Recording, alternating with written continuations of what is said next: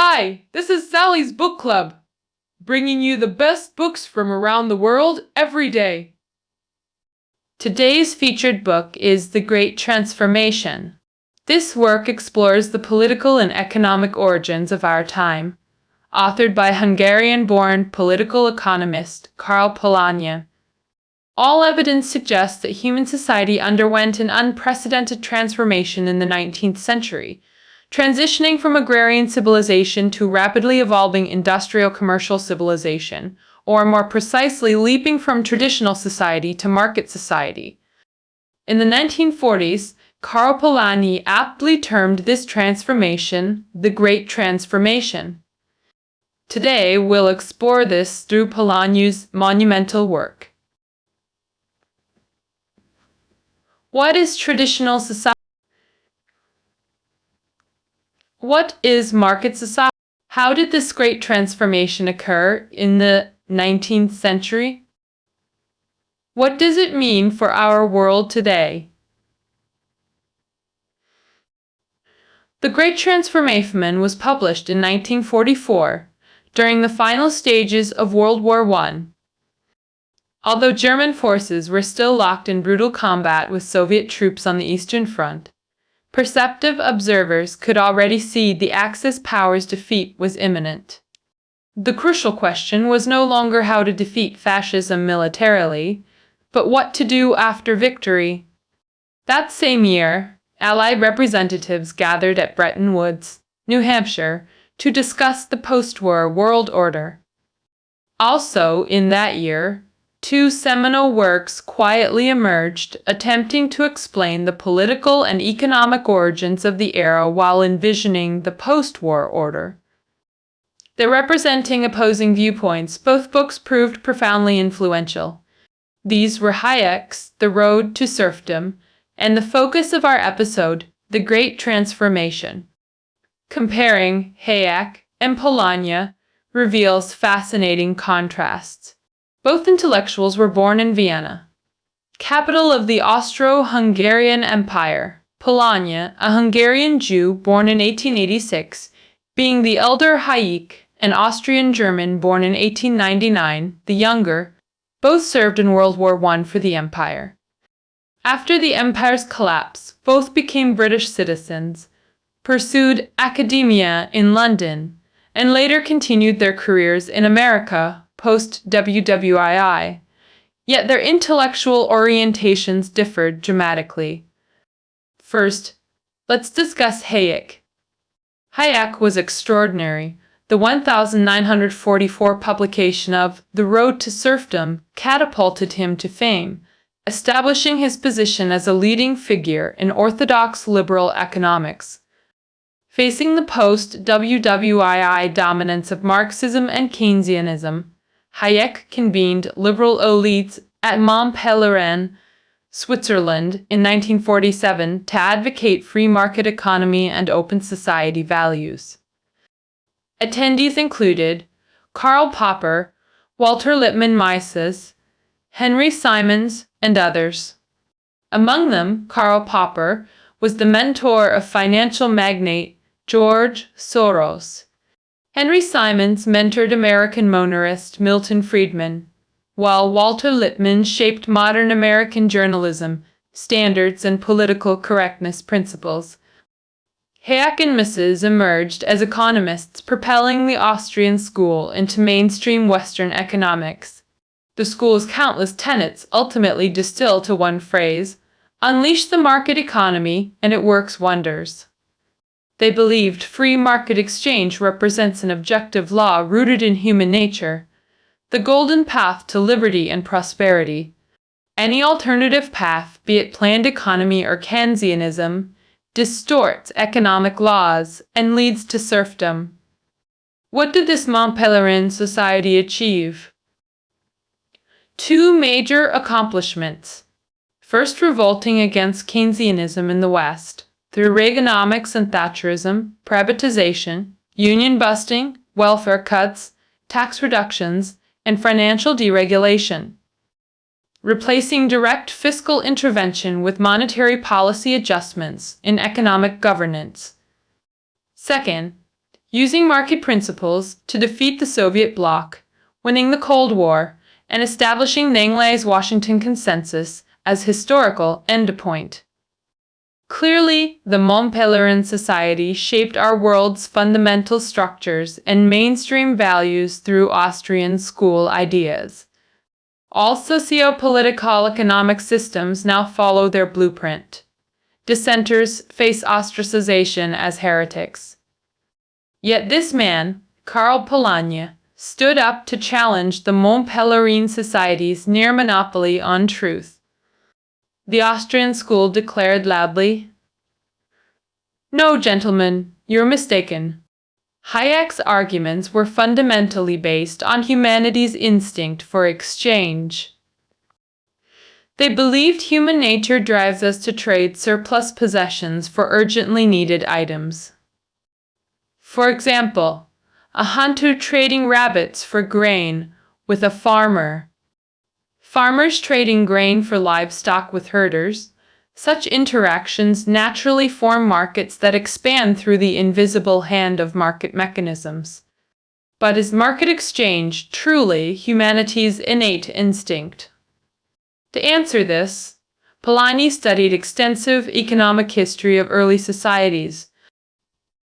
"After thorough research," he sighed, "thankfully I'm well read, or I might have been fooled by young Hayek's arguments."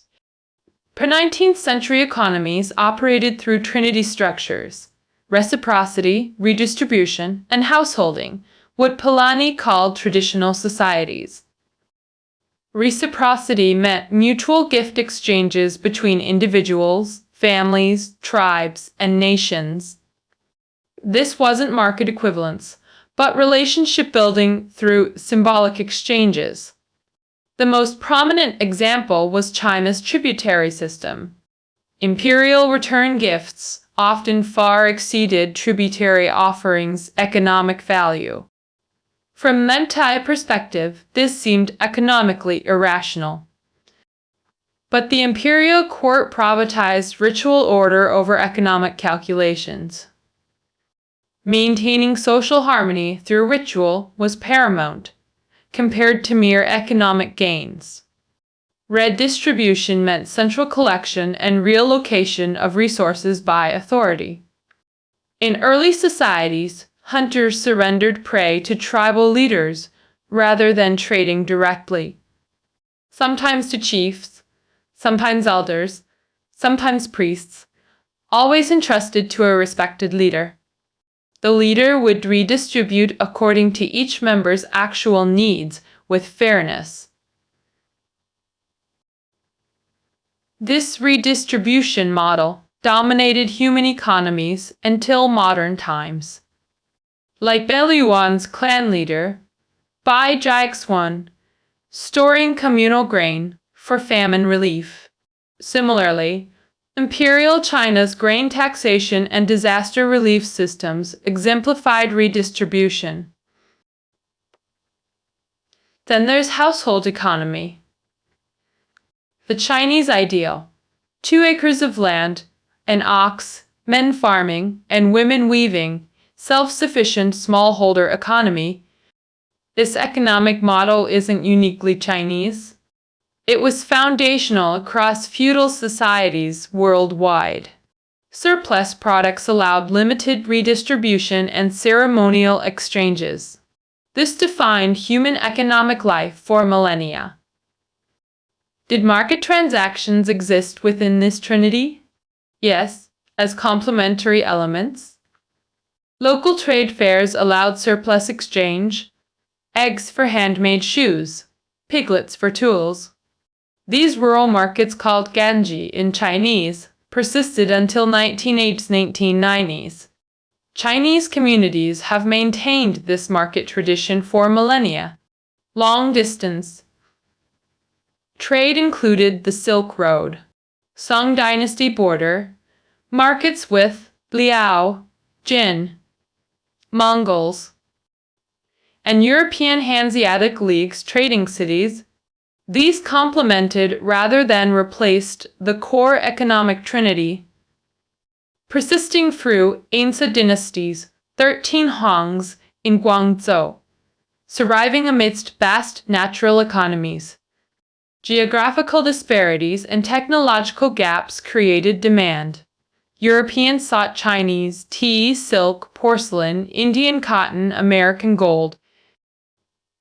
Chinese needed Western furs, Latin American silver, and steppe nomads livestock. Thus, long-distance trade emerged as necessary complementarity. These markets operated on complementarity, not competition.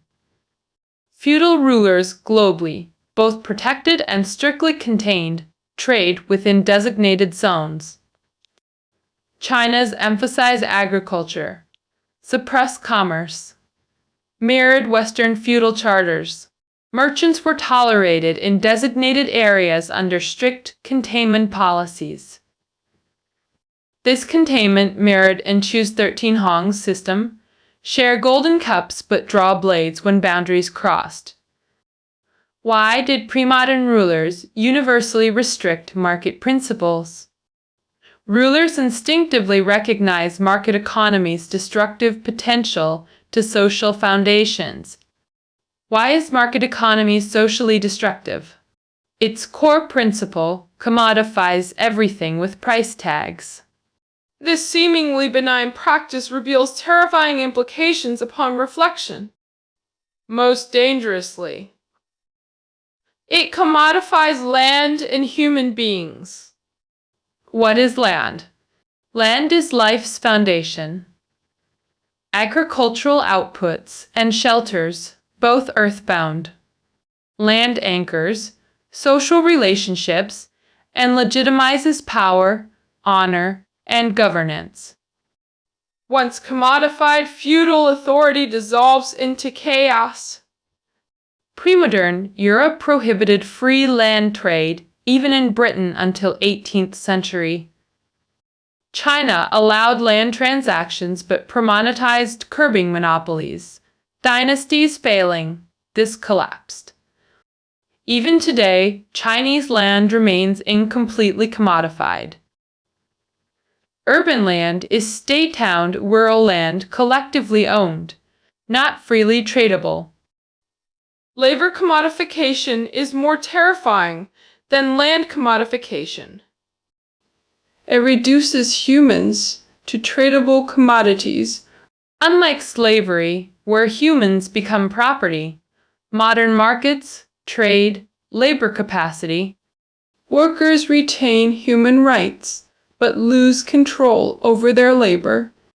Labor subjected to market forces means obeying supply-demand laws. Employment fluctuates with market demands. Sometimes work, sometimes jobless. Unemployment isn't just statistics. Real humans suffer. Objects can be stored. Humans can't simply be discarded. What becomes of people? Market-driven labor reduction means family ruin. Unchecked market forces would devastate society beyond endurance. Humans aren't just economic units, social beings requiring mutual survival. What social forces counterbalance market excess? Non-market entities, tribes, clans, unions, churches, protect members.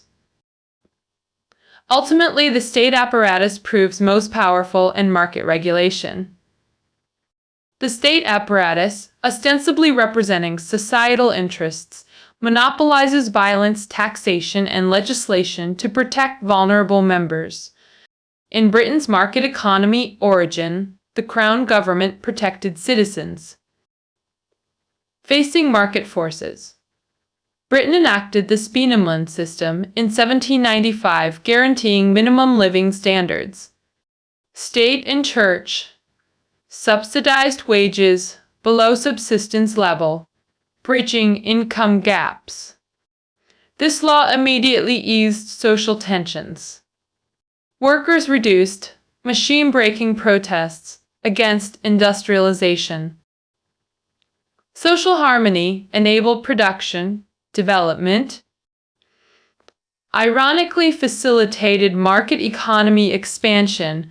Long-term consequences emerged from state-enacted welfare. Chinese people recognized these outcomes. Workers slacked off, knowing state subsidies ensured survival. Employers reduced wages, counting on state supplements. Productivity plummeted with pretend work and pretend wages. Parish-based relief restricted labor mobility. Labor market fluidity became constrained. The Speenhamland system fundamentally conflicted with free market principles. Excessive worker protection negates market mechanisms. Industrialists demanded repeal, being primary market beneficiaries. The 1834 Poor Law Amendment Act replaced it, misleadingly named relief system. The Poor Law's essence was not relief. The state withdrew support, survived through work, unemployment became personal misfortune, though not entirely ignored.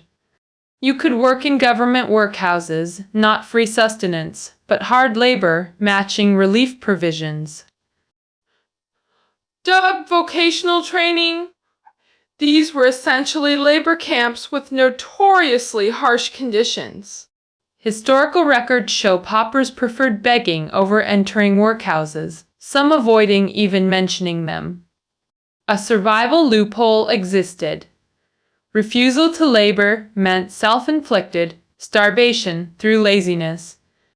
Thus, Britain overcame the final barrier to full marketization.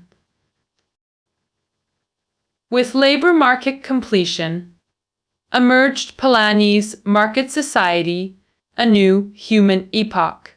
In market society, all value, including human, derives from market transactions, organizing society through price mechanisms. Polanyi identified fundamental societal transformation post-19th century.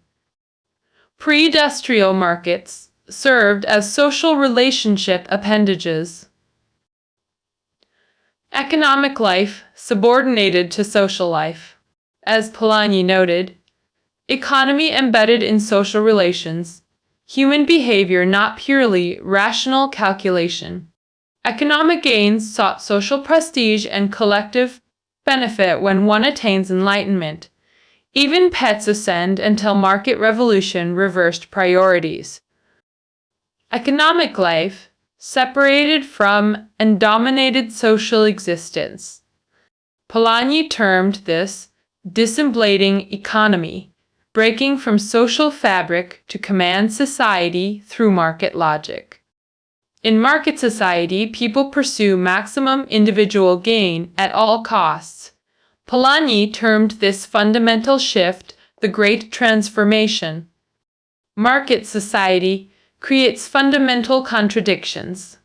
Market principles permeate every social corner, dominating all aspects.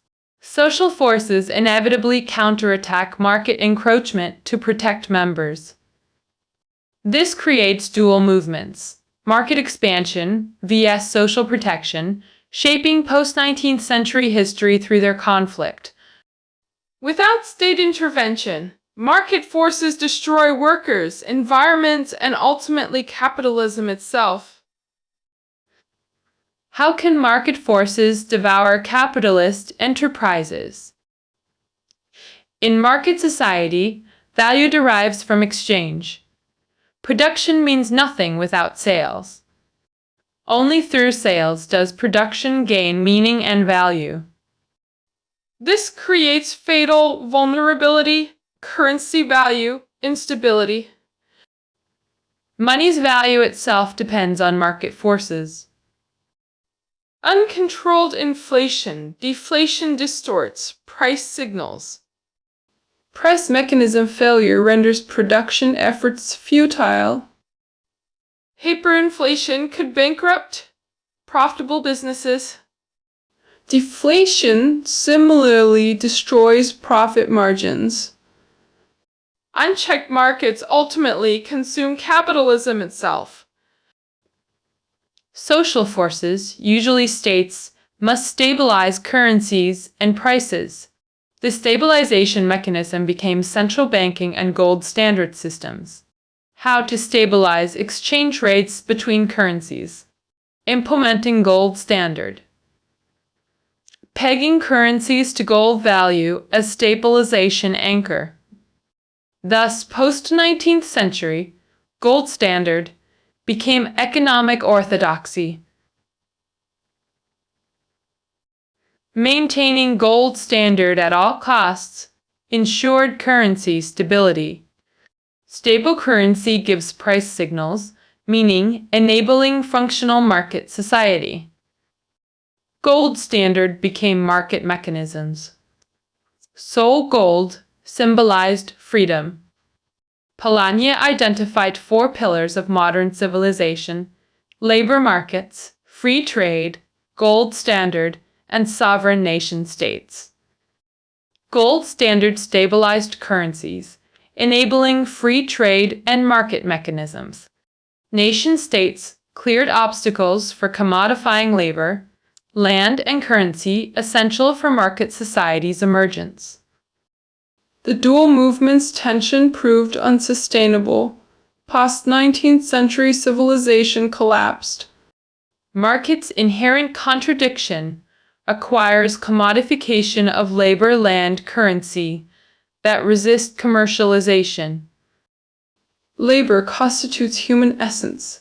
How can flesh-blood humans become commodities? Land represents natural environment, not manufactured goods. Like air. Water land is nature's gift, unfit for commodification. Currency as value measurement unit resists commodity status.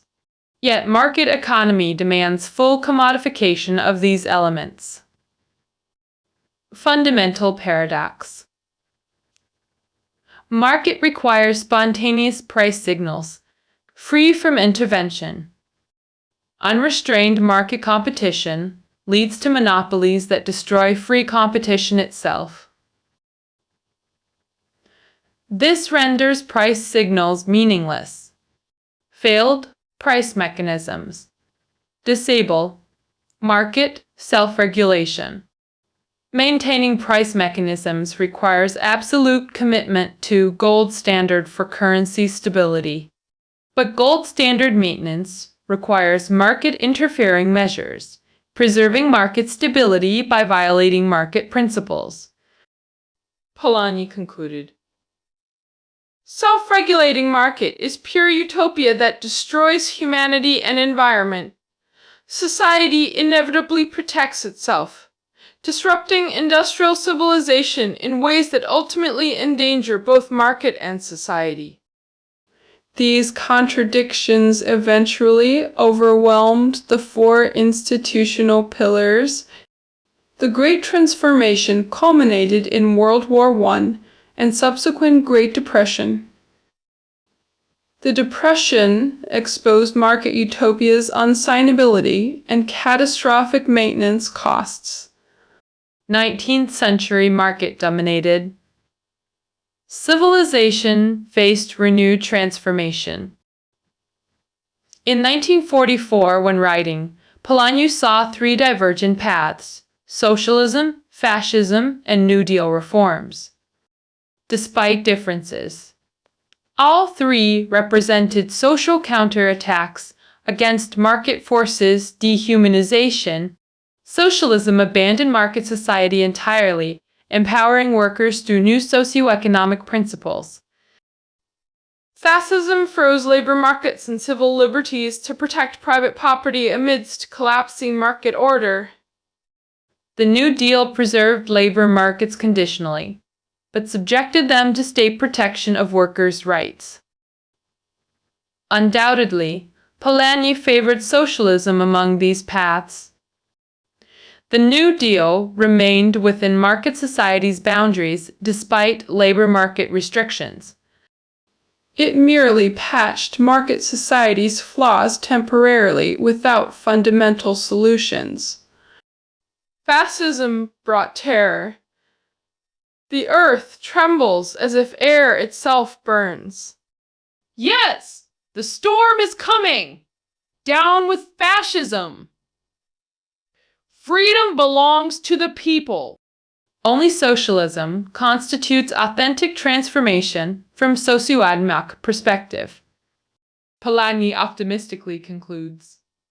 Socialists adapt to reality while upholding freedom.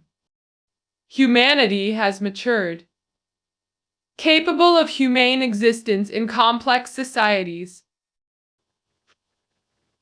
The monumental Great Transformation thus concludes magnificently. This seminal work single-handedly shook Nenzer orthodoxy with far-reaching influence.